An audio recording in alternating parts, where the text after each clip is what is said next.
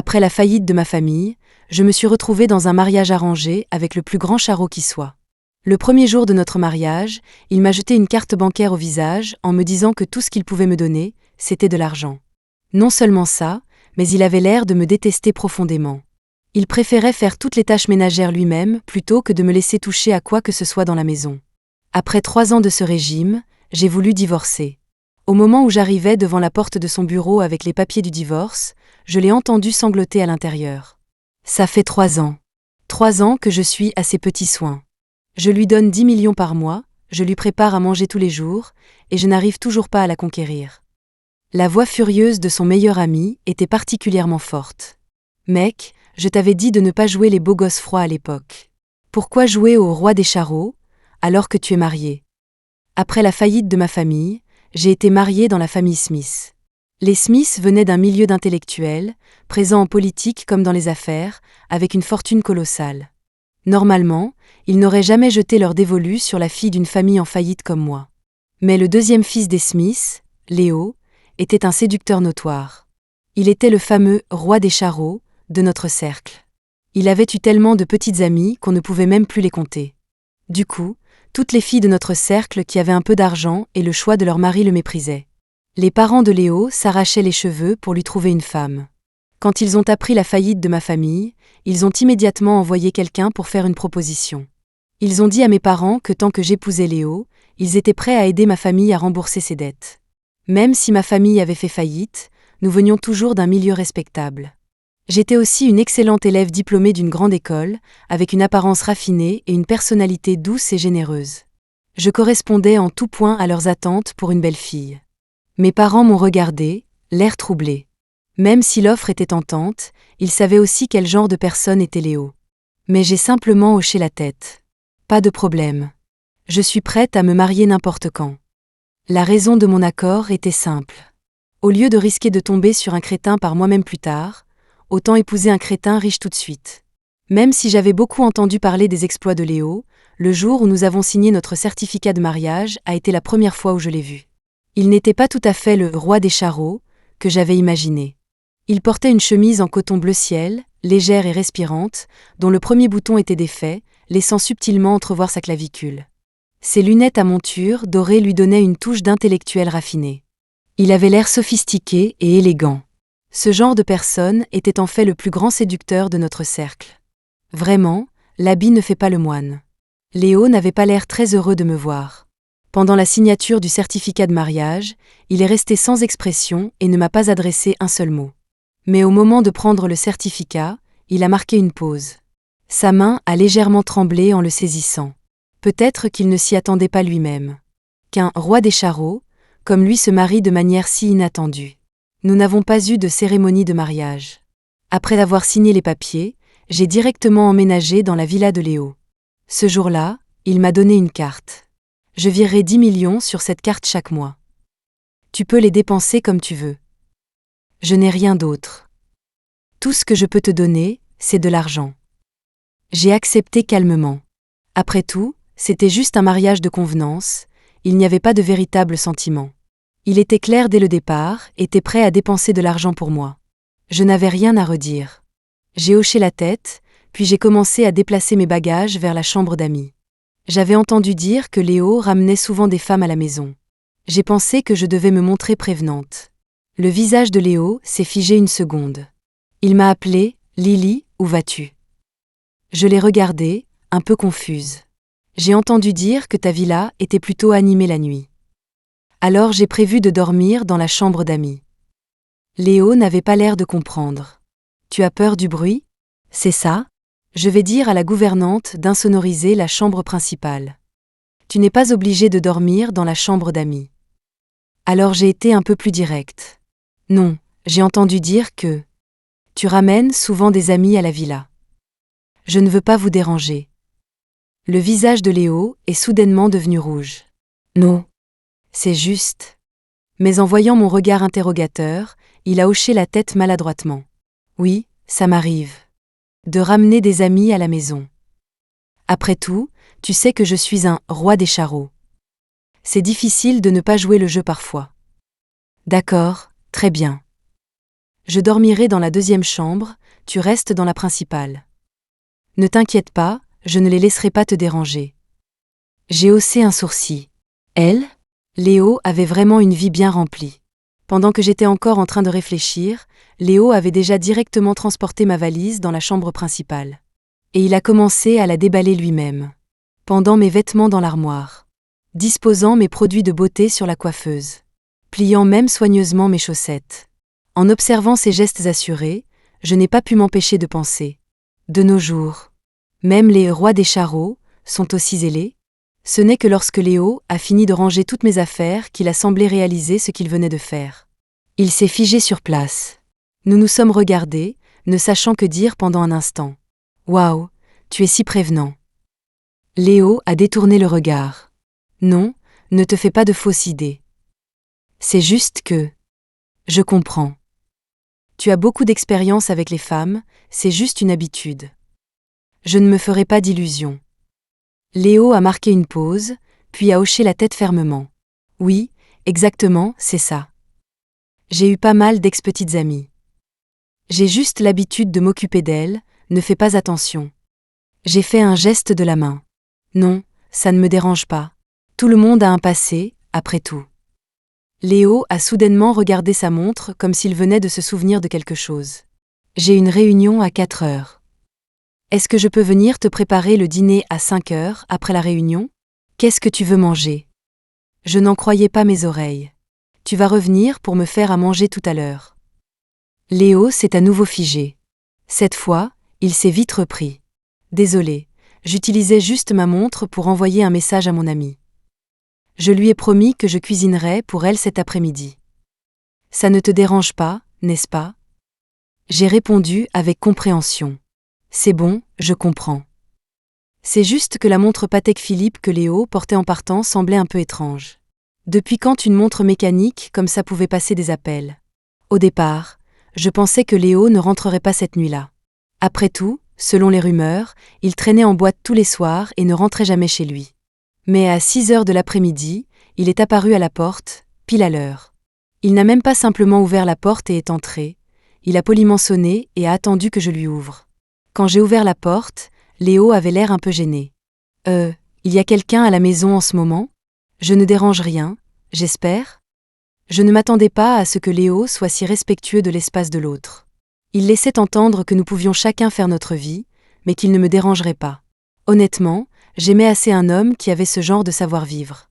Alors je n'ai pas pu résister à l'envie de le taquiner. Il y a quelqu'un. Il n'a rien sur lui. Je peux faire quelque chose pour vous. Le visage de Léo a pâli. Oh, waouh, je suis vraiment désolée. Je n'avais vraiment pas réalisé. Je pensais que tu n'avais pas encore mangé, alors je t'ai apporté de quoi dîner. Si j'avais su que tu avais un ami, j'en aurais apporté plus.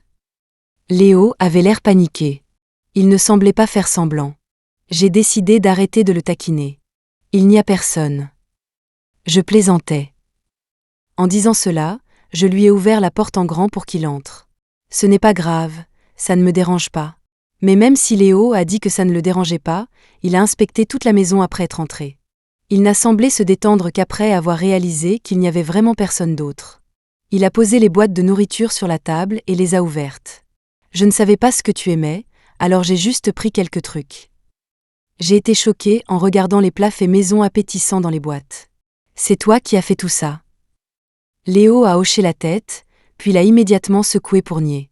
Non, en fait, je devais cuisiner pour mon amie, mais elle avait peur que je me fatigue, alors c'est elle qui a tout fait. J'ai pris mes baguettes, j'ai goûté et je n'ai pas pu m'empêcher de m'exclamer « C'est vraiment bon ». Les yeux de Léo se sont illuminés un instant. « C'est bon? Alors je te cuisinerai ça tous les jours. » J'ai levé les yeux, un soupçon de surprise dans le regard. « Tu n'as pas dit que c'était ton ami qui avait tout fait. » Léo s'est vite corrigé. « Exact, exact. C'est mon ami qui l'a fait. Si tu trouves ça bon, je lui demanderai de le faire tous les jours. Je peux même la faire venir ici pour cuisiner, qu'elle ait fini avant que tu rentres du travail, comme ça c'est prêt quand tu arrives. » Je n'en revenais pas. C'est acceptable. Faire cuisiner sa maîtresse pour sa femme légitime. N'était-ce pas un peu absurde? Mais Léo n'avait pas l'air de le penser. Qu'est-ce qu'il y a de mal à ça? J'ai réfléchi longtemps avant de finalement trouver une raison. Ce ne serait pas trop de travail pour ton ami. C'est bon. Tu sais que je suis un roi des charros. J'ai beaucoup de charme. La faire cuisiner, c'est juste une question de le demander. Je suis restée silencieuse. On dirait que Léo était plutôt fier de sa réputation de roi des charros. Donc, à partir de ce moment-là, en semaine, je pouvais rentrer du travail et manger les plats que la maîtresse de Léo préparait. Chaque fois que je rentrais, la nourriture sur la table était bien chaude. Mais je n'ai jamais rencontré la maîtresse de Léo. Un jour, je n'ai finalement pas pu m'empêcher de demander à Léo. Pourquoi ton amie ne mange-t-elle pas avec nous? Elle nous prépare tellement de nourriture tous les jours, on n'arrive pas à tout finir. On pourrait aussi bien manger ensemble. En entendant cela, la main de Léo a tremblé. Mon amie est un peu phobique sociale. Elle n'aime pas manger avec d'autres personnes. En plus, elle n'a pas de statut officiel, alors elle ne veut probablement pas te voir. Elle part à chaque fois après avoir cuisiné. Tu vois bien? Elle ne vient pas cuisiner quand tu es à la maison le week-end. N'est-ce pas assez évident? J'ai hoché la tête, à moitié convaincue. Ce que Léo disait semblait avoir un certain sens. Mais ensuite, j'ai accidentellement remarqué une coupure sur la main de Léo. Qu'est-ce qui est arrivé à ta main? Pourquoi tu as une coupure? Léo n'avait pas l'air de s'en soucier. Ce n'est rien. Je me suis juste coupée accidentellement en coupant de la viande. J'étais un peu surprise. Tu n'as pas dit que c'était ton ami qui cuisinait? Léo a regardé sa coupure et a bafouillé. Oh, eh bien, parfois elle est occupée, alors je lui donne un coup de main. Tu ne comprendrais pas. C'est notre truc. D'accord. Oui, je ne comprenais vraiment pas. Ma vie conjugale avec Léo n'était pas exactement heureuse, mais elle était calme et stable. Au moins, pendant plus de 2 ans de mariage, je pouvais pratiquement toujours manger des repas chauds, et Léo ne me dérangeait pas. Les disputes n'arrivaient jamais. Mais depuis que j'étais entrée dans la famille Smith, beaucoup de gens se moquaient de moi. Comme en ce moment. Un groupe de personnes à la table à côté de moi se délectait de potins sur mon compte. Lily faisait tellement sa snob, elle a repoussé tellement de types riches qui lui couraient après, et au final, elle a fini avec un roi des charros, comme Léo. Et c'est un miracle que Léo ait même voulu d'elle. J'ai entendu dire que sa famille avait une tonne de dettes, et que les Smiths ont tout remboursé pour eux. La vie privée de Léo est un tel désastre, Lily va en baver à partir de maintenant. Mon amie Emily m'a donné un coup de coude. Ils disent tout ça sur toi, et tu ne vas rien répondre. La famille Smith est énorme et puissante.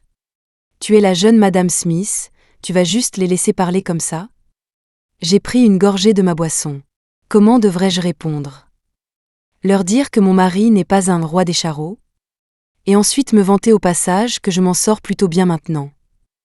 Est-ce qu'ils le croiraient seulement? Émilie a réfléchi un instant. Ce que tu dis. Je suppose que ça a du sens. En parlant de ça, tu as été vraiment discrète. J'étais à l'étranger pendant 3 ans, et quand je suis revenue, tu étais déjà mariée. On se parlait tous les jours, et tu n'as pas dit un seul mot à ce sujet? Tu me considères encore comme ton amie? J'ai dit avec un sourire, si tu avais su à l'époque que j'épousais Léo parce que ma famille avait fait faillite, tu aurais pris le premier avion pour m'en empêcher. Tout va bien maintenant, non? Même si sa réputation n'est pas géniale, au moins je vis une vie décente. Soudain, Émilie m'a regardée avec un sourire malicieux. Alors, comment ça se passe ta vie conjugale avec Léo? Il est, comment? C'est un roi des charros, donc il devrait être pas mal de ce côté-là, non? J'ai honnêtement secoué la tête. Émilie avait l'air choquée. Pas possible? Il n'y arrive pas? La voix d'Émilie était trop forte, et soudain, beaucoup de gens se sont tournés vers nous. Je lui ai vite fait signe de se taire. Moins fort. Il y a plein de monde. Émilie a baissé la voix, me regardant avec une expression choquée. Il ne peut vraiment pas? J'ai secoué la tête. Non, on n'a même pas encore essayé. Émilie a été encore plus choquée en entendant ça. C'est encore plus fou que s'il ne pouvait pas. C'est incroyable. C'est un roi des charros, et il est complètement indifférent à une belle femme comme toi. En y pensant, j'étais aussi un peu perplexe. Même si c'était un mariage de convenance, nous étions quand même mari et femme. Je m'étais préparée à cet aspect. Mais Léo dormait dans la chambre d'amis tous les jours et n'avait jamais mis un pied dans la chambre principale. Les rumeurs disaient qu'il ramenait des femmes à la maison tous les jours. Mais ça faisait si longtemps, je n'avais même pas vu un moustique femelle. À part sa maîtresse, qui nous préparait le dîner tous les soirs de la semaine. Pendant que je réfléchissais, Émilie, qui faisait défiler son téléphone, a eu un hoquet de surprise. J'étais confuse.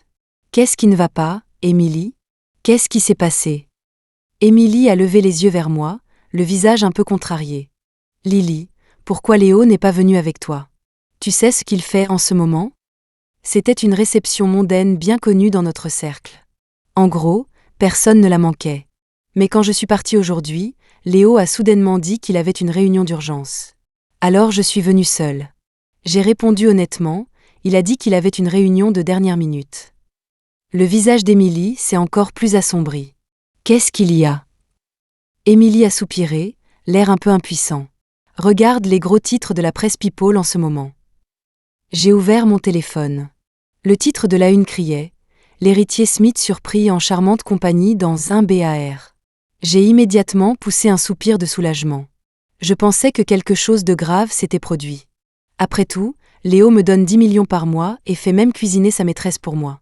S'il ne faisait rien de son côté, je me sentirais en fait un peu mal à l'aise. Maintenant, je me sentais enfin rassurée.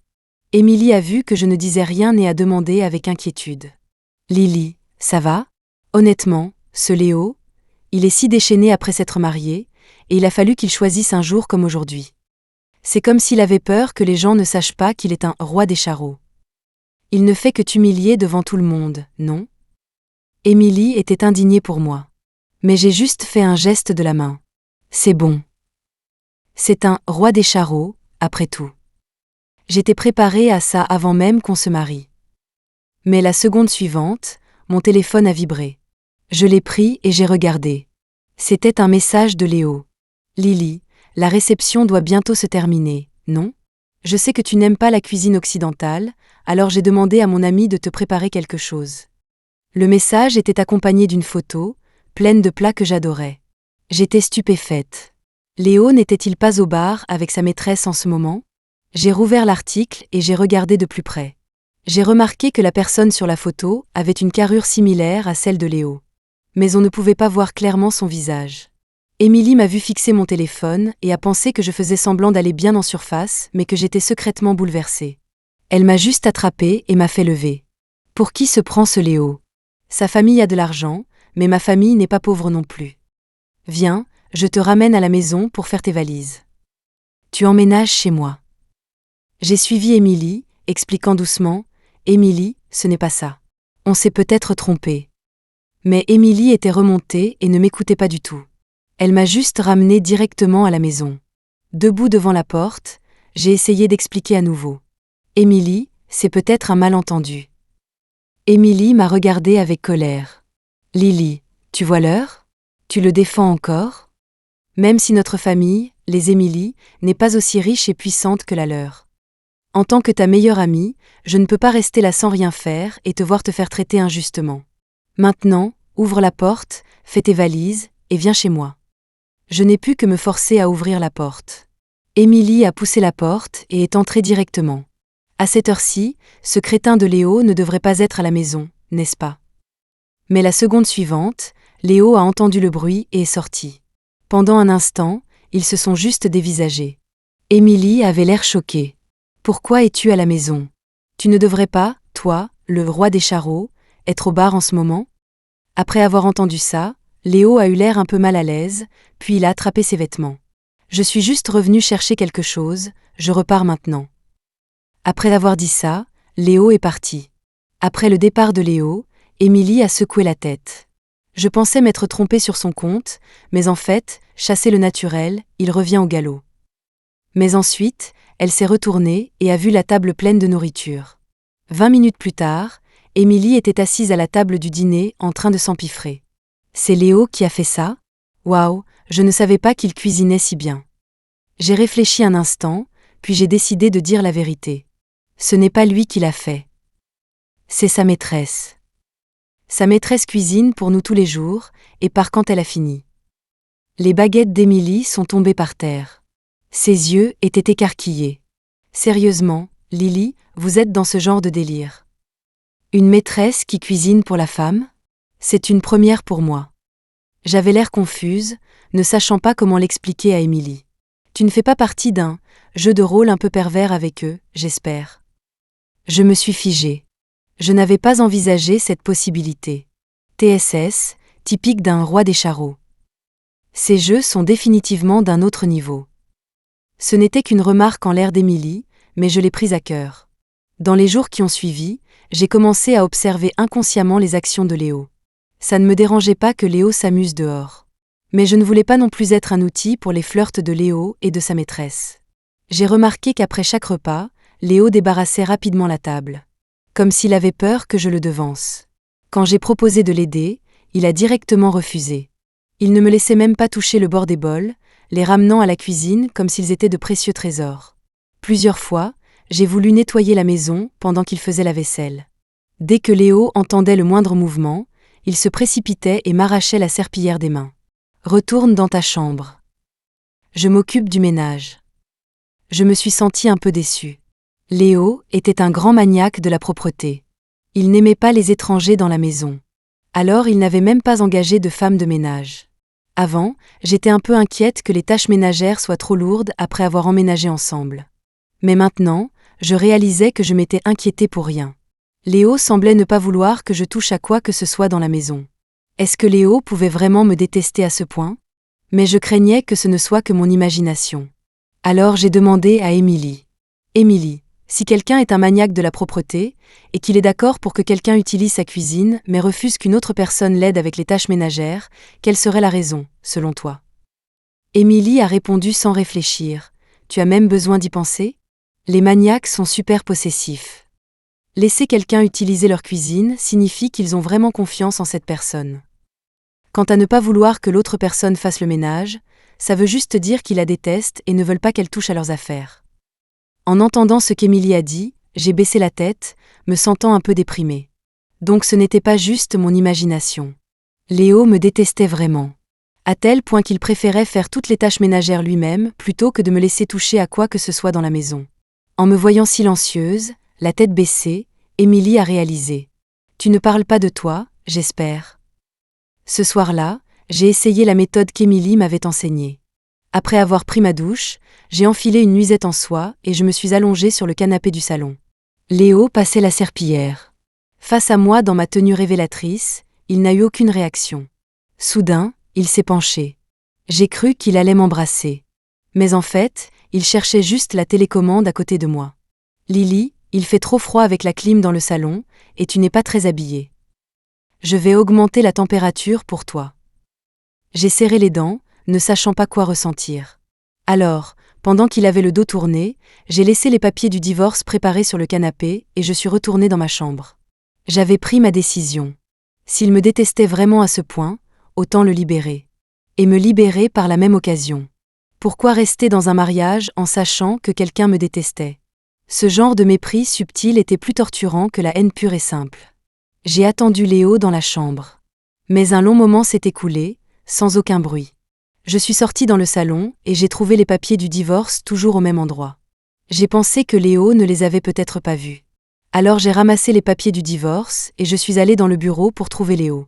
Mais juste au moment où j'arrivais à la porte du bureau, je l'ai entendu sangloter à l'intérieur. « Alex, devine ce que je viens de voir? Des papiers de divorce. Elle veut divorcer. Ça fait 3 ans. 3 ans que je suis à ses petits soins. Je lui donne 10 millions par mois, je lui prépare à manger tous les jours, et je n'arrive toujours pas à la conquérir. » Parlait-il de moi? La seconde suivante, la voix furieuse de son meilleur ami s'est fait entendre. « Mec, je t'avais dit de ne pas jouer les beaux gosses froids à l'époque.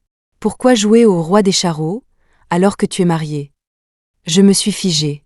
Le personnage de roi des charreaux, de Léo, était-il entièrement faux? Je suis restée à la porte et j'ai entendu Léo se plaindre encore. « Alex, tu as tellement d'expérience en matière de relations, apprends-moi. » La personne à l'autre bout du fil semblait rire de colère. « Oh, s'il te plaît, quelle expérience pourrait être aussi riche que la tienne? Tu es le roi des charreaux, le plus célèbre de notre cercle. Léo, ne t'ai-je pas déjà dit? N'essaie pas de t'incruster dans un milieu qui n'est pas le tien. Les deux s'échangeaient des piques, vraiment absorbés par leur conversation. J'écoutais aussi avec intérêt. Soudain, la poignée de la porte a tourné. De manière inattendue. Léo, qui venait de sortir, et moi nous sommes regardés droit dans les yeux. Il avait l'air méfiant. « Lily, depuis quand es-tu là ?»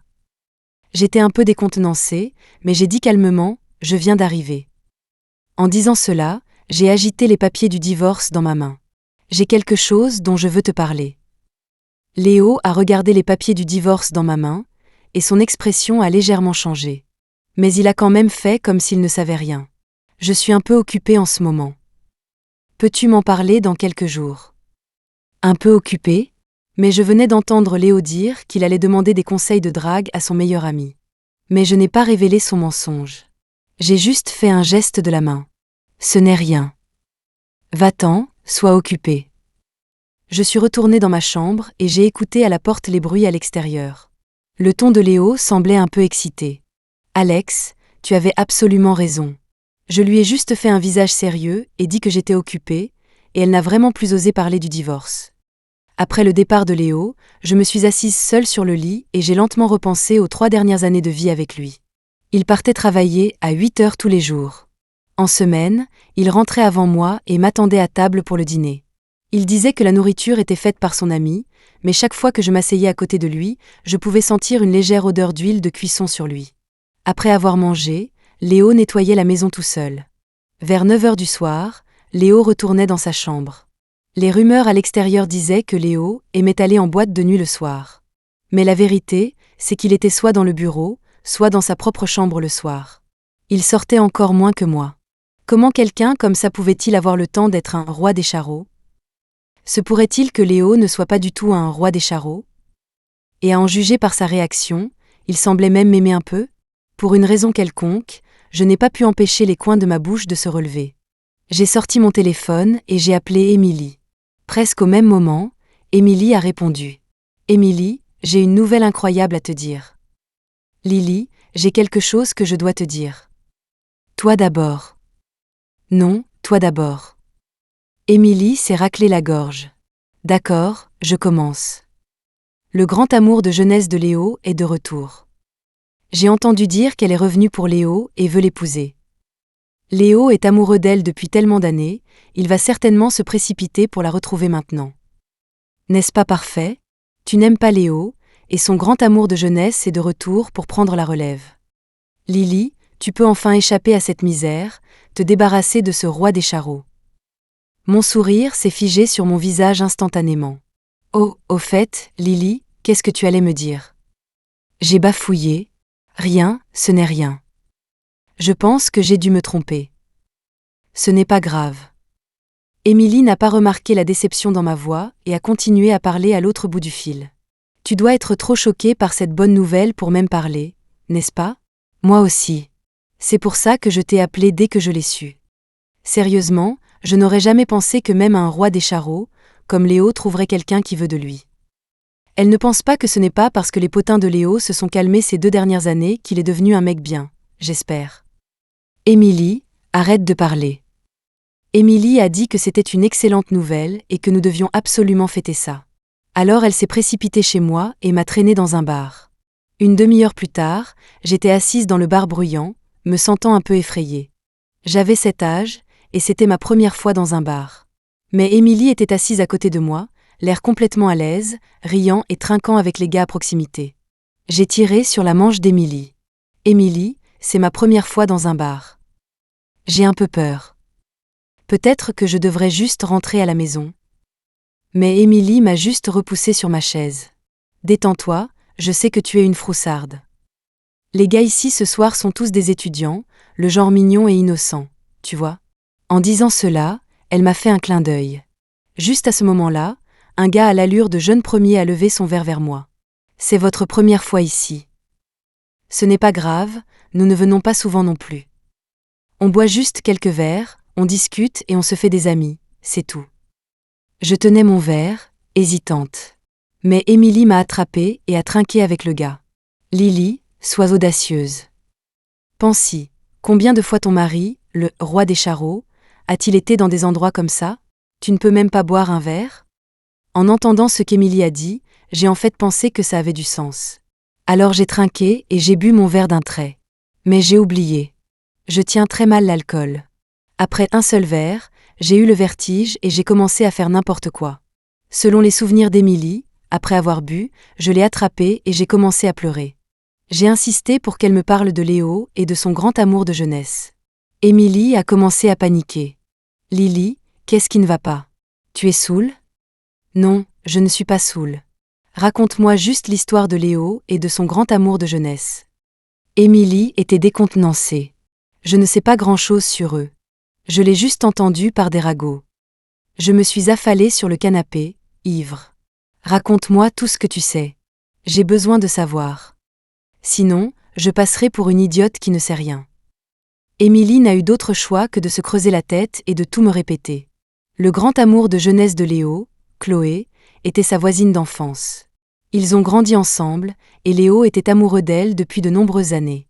On dit que Léo n'a pas toujours été un roi des charros. Ce n'est que lorsque son grand amour de jeunesse est parti à l'étranger qu'il a commencé à boire et à fréquenter les bars. Tout le monde dit qu'il n'est devenu comme ça qu'à cause d'elle. Et cette Chloé vient d'un milieu mystérieux. On n'a rien pu trouver sur sa famille. Donc c'était ça. Il a fait semblant d'être un roi des charros pour une autre fille. Léo est un vrai salaud. Juste au moment où je criais contre Léo, son visage s'est soudainement agrandi devant moi. Il avait l'air blessé. Lily, pourquoi cries-tu contre moi? J'ai juste tendu la main et je lui ai pincé la joue. Parce que tu m'as menti. Tu es un menteur. Je ne sais pas combien de temps je l'ai pincé jusqu'à ce que je m'évanouisse enfin. Je me suis réveillée le lendemain dans mon lit à la maison. J'ai instinctivement vérifié mon état. Je ne portais rien. Léo dormait à côté de moi, torse nu. Il était à moitié endormi et a tendu la main pour me serrer dans ses bras. Pourquoi es-tu réveillée si tôt? Tu étais si fatiguée hier soir, rendors-toi un peu. Qu'est-ce que tu veux manger? Je vais te préparer le petit déjeuner. J'étais stupéfaite. Léo, comment avons-nous fini par dormir ensemble? Que s'est-il passé la nuit dernière? Léo a souri. Nous sommes mariés. N'est-ce pas normal que nous dormions ensemble?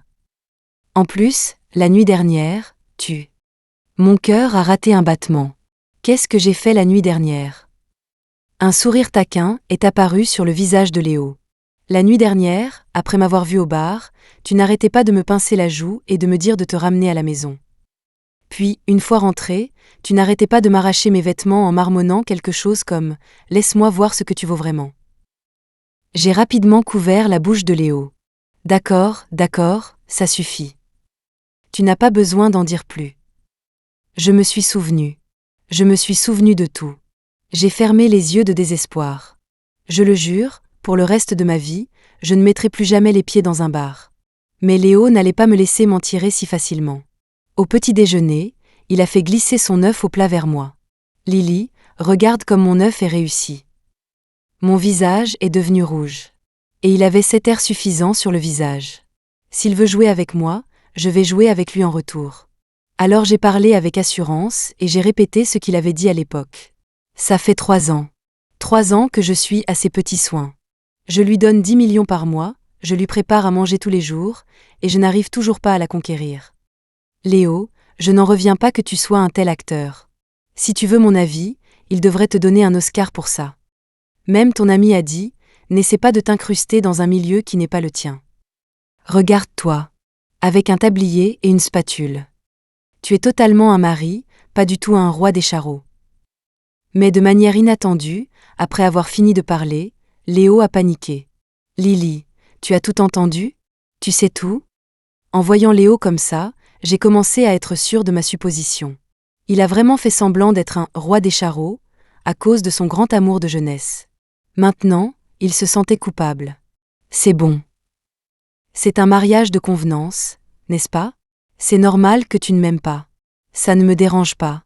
Lily, si tu savais comment j'étais vraiment, est-ce que tu ne m'aimerais plus?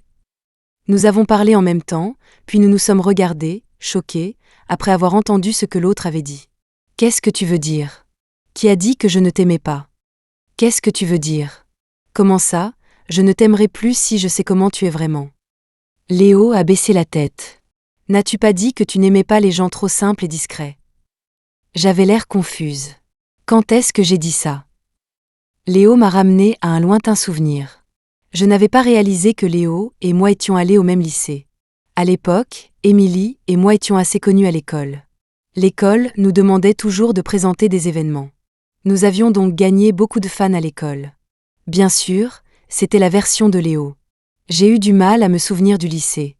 Je ne pensais pas qu'Émilie et moi étions célèbres. Je me souvenais juste à quel point c'était pénible chaque fois que l'école nous forçait à présenter. Les professeurs nous traitaient en gros comme de la main-d'œuvre gratuite. Quant aux fans, ce n'était qu'une bande de petits garçons qui n'osaient envoyer que secrètement des lettres d'amour. Léo m'a regardé avec une expression rancunière. J'étais l'un de ces petits garçons qui envoyaient des lettres d'amour à l'époque. J'ai trouvé ça drôle. Sérieusement? Léo a hoché la tête. Oui. Après t'avoir donné la lettre d'amour, j'ai spécifiquement attendu un peu avant de partir. Je vous ai entendu parler, toi et ton ami. Tu as dit que tu n'aimais pas les garçons trop simples et discrets, et que tu préférais ceux qui avaient l'air d'avoir du succès auprès des filles. Tu ne parlais pas de moi? J'ai essayé de me souvenir. J'ai finalement réalisé que quelque chose comme ça avait pu se produire. Mais, je n'ai pas pu m'empêcher de rire. Léo avait l'air encore plus contrarié. Tu t'es souvenu, n'est-ce pas? Et tu ris encore? Sais-tu à quel point j'ai eu le cœur brisé à l'époque? J'ai ri encore plus fort. Léo, sais-tu qu'on recevait des dizaines de lettres d'amour par jour à l'époque? On ne voyait même pas à quoi ressemblaient les garçons qui les envoyaient. Sans parler de potiner sur le type de garçon qui envoyait les lettres. Mais quand tu as mentionné « simple et discret » et « populaire auprès des filles », ça me dit quelque chose. Émilie et moi regardions un dessin animé à l'époque, et nous parlions du personnage principal. Maintenant, c'était au tour de Léo de rougir. Alors c'était ça. Je l'ai regardé. Tu veux dire que tu es resté bloqué sur cette seule phrase de ma part pendant toutes ces années? Tu t'es même créé un personnage de roi des charros? Léo n'a rien dit, ce qui équivalait à un aveu. Après un long moment, il a levé les yeux avec prudence. Alors, Lily, est-ce que tu aimes mon genre? Je n'ai pas pu résister à l'envie de le taquiner. Quel genre? Le roi des charros? Je n'aime pas les rois des charros. Il a rapidement secoué la tête. Non, non, pas un roi des charros. Lily, je suis un mec bien. J'ai payé les paparazzi pour publier ces articles.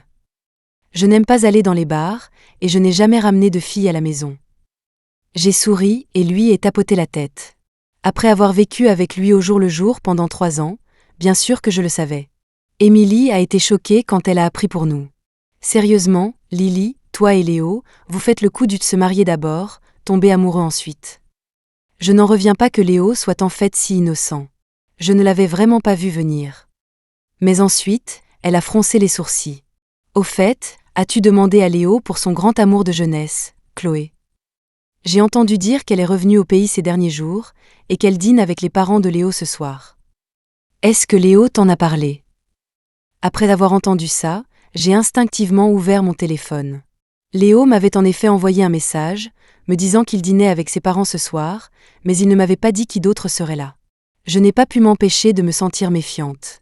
Quelle était exactement la relation de Léo avec Chloé? Quand Léo est rentré ce soir-là, après avoir longuement réfléchi, j'ai finalement demandé. Avec qui dînes-tu ce soir? Léo a répondu sans réfléchir. Mes parents. Je ne te l'ai pas dit? Léo ne disait pas la vérité. Pendant un instant, je n'ai pas su quoi répondre. Voyant que je ne répondais pas, Léo s'est rapidement approché. Lily, ne sois pas fâchée. Je ne t'aurais pas volontairement laissé de côté. Maman et papa voulaient nous parler, à mon frère et moi, du partage des actions de l'entreprise aujourd'hui. Mon frère et moi ne nous entendons jamais, et on finit toujours par se disputer dans ces situations. Je ne voulais pas que tu y ailles et que tu sois contrarié. Si tu veux dîner avec mes parents, que dirais-tu si je vous invitais tous au restaurant ce week-end? La voix de Léo était douce, et moi, qui étais agacée, j'ai commencé à me calmer un peu. Mais je n'ai toujours pas pu m'empêcher de le questionner. Mais si vous dîniez juste, pourquoi amener Chloé? Tout le monde dit qu'elle est ton grand amour de jeunesse. Maintenant, c'était au tour de Léo d'être choqué. Qui propage ces rumeurs ridicules? Une demi-heure plus tard, j'ai vu Chloé chez les parents de Léo. Je me suis figée, regardant le mignon Golden Retriever devant moi. Léo, ton chien s'appelle Chloé?